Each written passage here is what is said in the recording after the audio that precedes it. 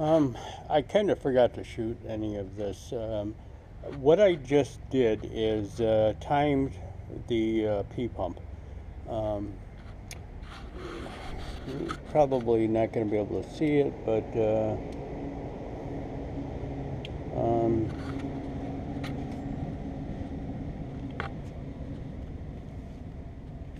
back in here is a timing pin. So what you do is get number one. Well, there's two things you could have done. You could have set that timing pin before you took it apart. You would have set the number one to top dead center, and then inserted the pin in it. That nut comes off of there, and there's actually a pin in there that you flip around, and you can put it into the P pump, and it pins the P pump into place. And then when you put it back together, you could just put the P pump back on, bring number one cylinder up to top dead center, and then put the gear for the P pump onto it, and it would all be in line.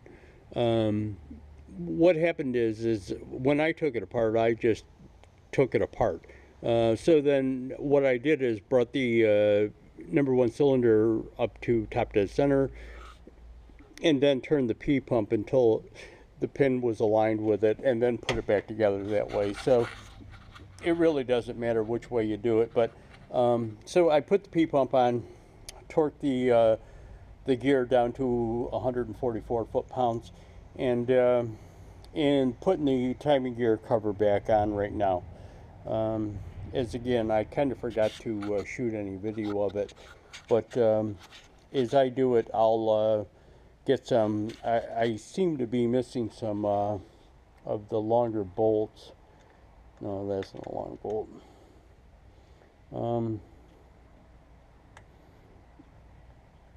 But I'll have to either try and find where they went to, or might have to go out and grab a couple of them. But anyways, that's where I am right now.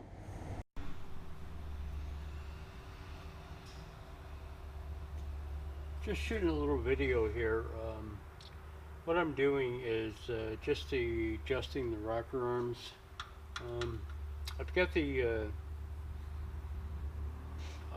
number one cylinder, top dead center. So there's a sequence that you can go. You can do it in with number one top dead center, and on number one, it's the exhaust or intake and exhaust. Then it's the exhaust, no intake, exhaust, and it goes in sequence.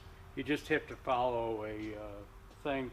Then what you do is spin the crank over 360 degrees, and there's a sequence to follow to do the remainder of them. So what you do is you get half on when number one is on top dead cylinder, spin it 360 degrees, and you can get the rest of them. So I'm just doing that right now.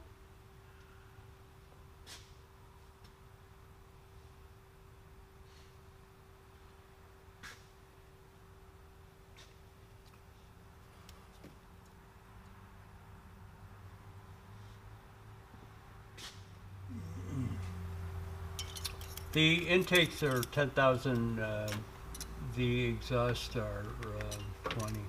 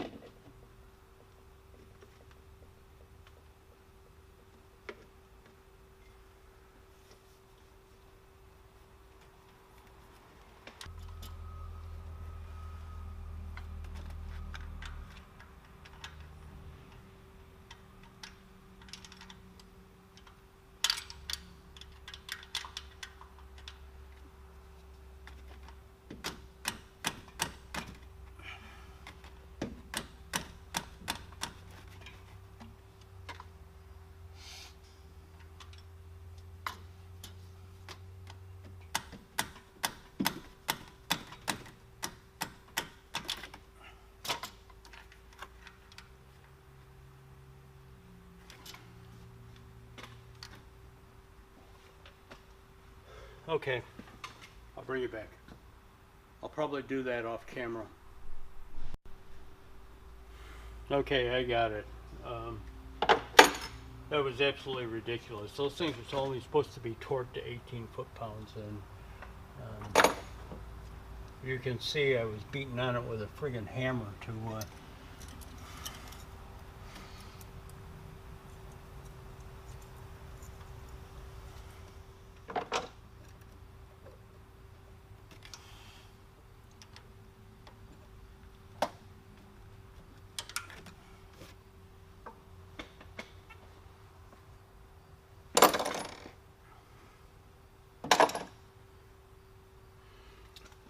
Okay, if you ever wanted to know what stubby screwdrivers or right angle screwdrivers are for, good place for them is back in there. Let me go find mine and bring you back.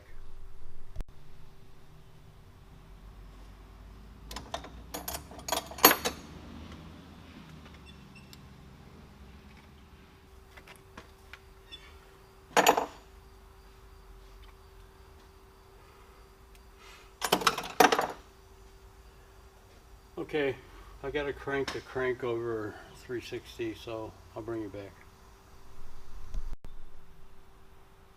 Okay, so I rotated the engine over 360 degrees, so now I'll do the rest of the valves.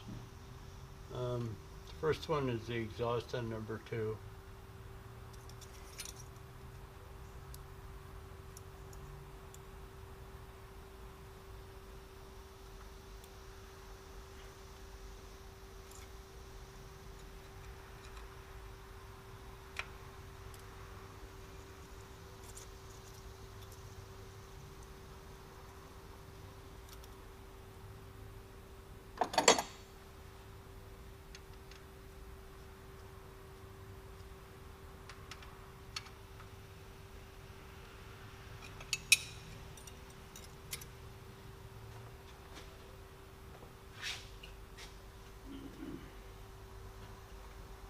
And we'll do intake on number 3.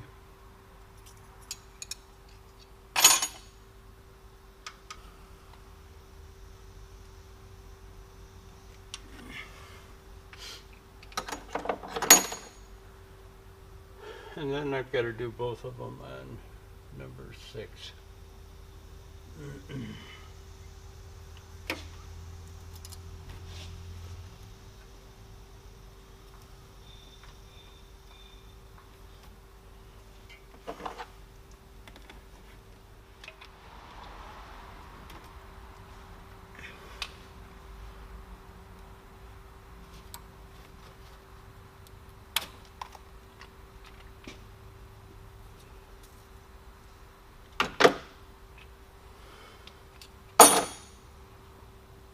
Okay, there's the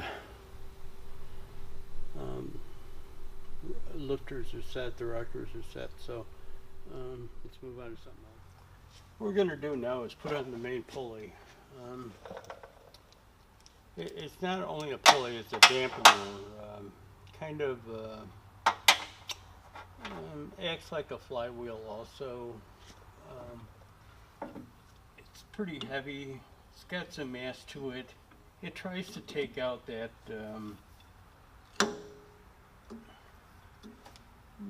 pulsation you get from the cylinders firing.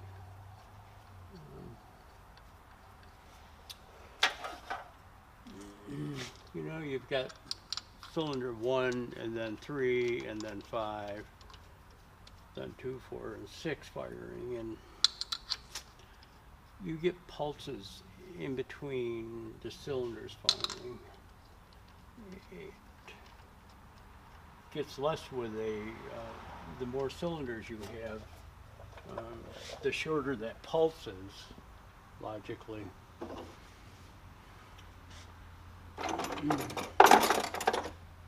Like a 2-cylinder engine is pretty dramatic. 12-cylinder engine is not so dramatic. Let me, I gotta get a ratchet.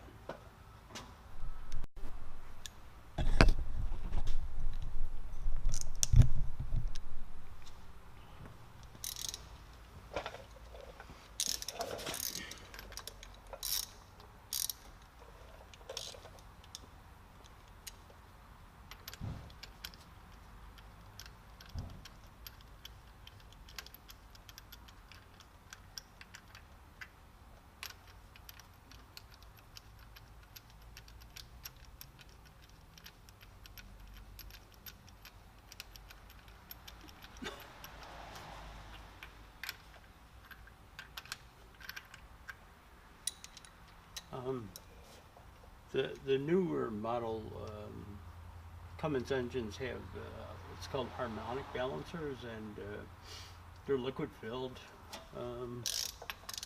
or I actually think there's one that's like a spring type of situation, but most of them are like liquid filled hydraulic that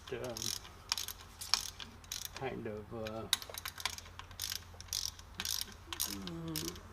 increases that dampening effect.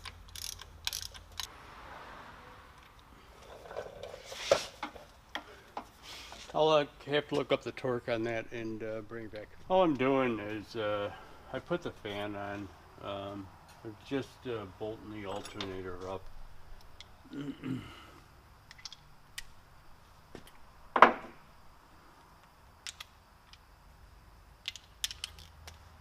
I had to, not sure if you can see it. Let me adjust this a little bit.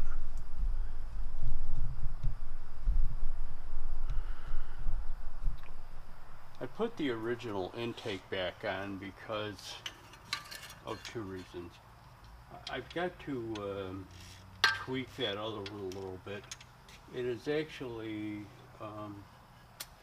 catches the top of the injector tubings, and it catches the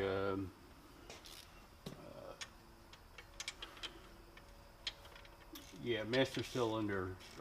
So I just got to tweak it a little bit, but the kind of the main reason I'm not putting it on is because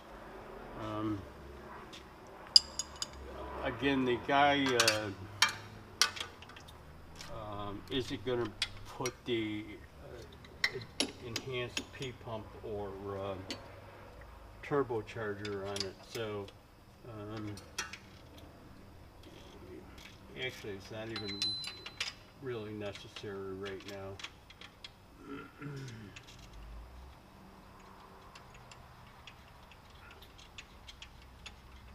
So until he puts that P pump and turbocharger on it,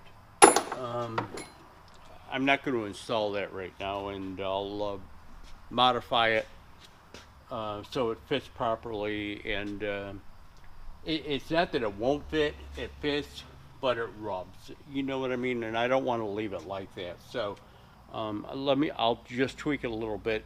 Again, it's not needed because he's not putting the P pump or bigger turbo on right now. So I'll bring it back. I got to get another wrench.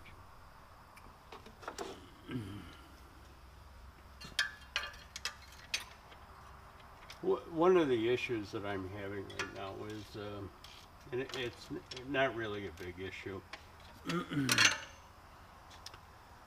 When I took it apart, I had these like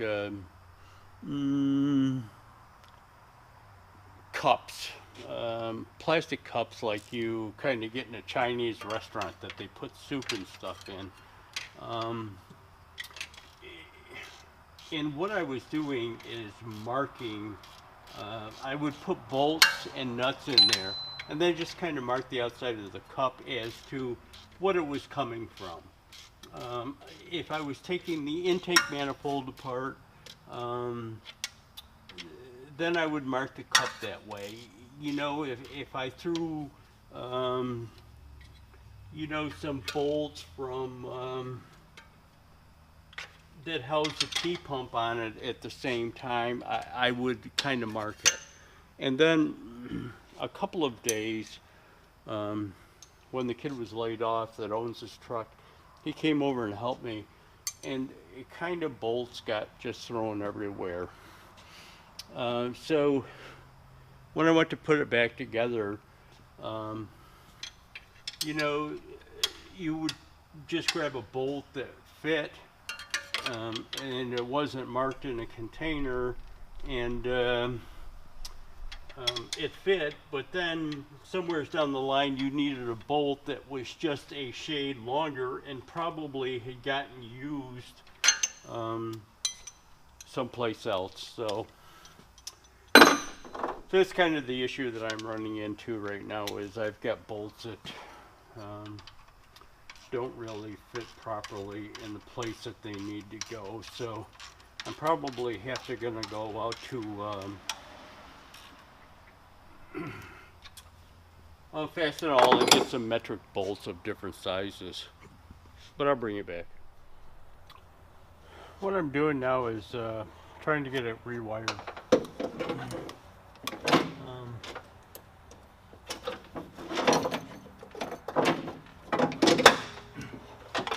Again, I should have, what I really should have done is taken still pictures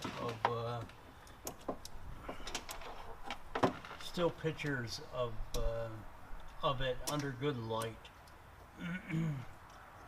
This truck has been in here a long time and you kind of forget stuff, how stuff goes.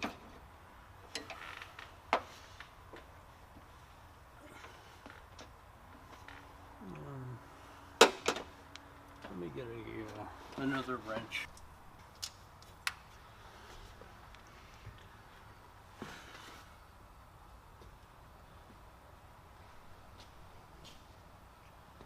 It's been kind of a chore going back and looking at videos because sometimes I shot videos of other things.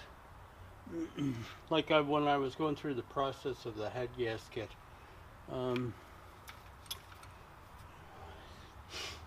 I kind of went back and looked at that video just to see kind of where the wires were running and how they were running. So it's been a long process just to get the wires right.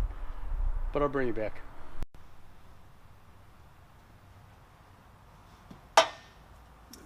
Just hooking up the ground clamp for the other battery now. Again, thing was buried under some stuff. I couldn't find it for a while.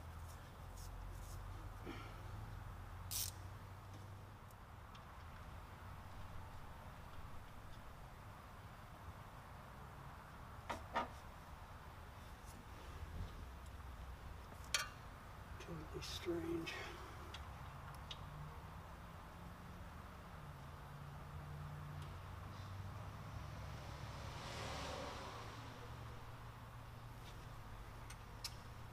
Well, I have to find a bolt.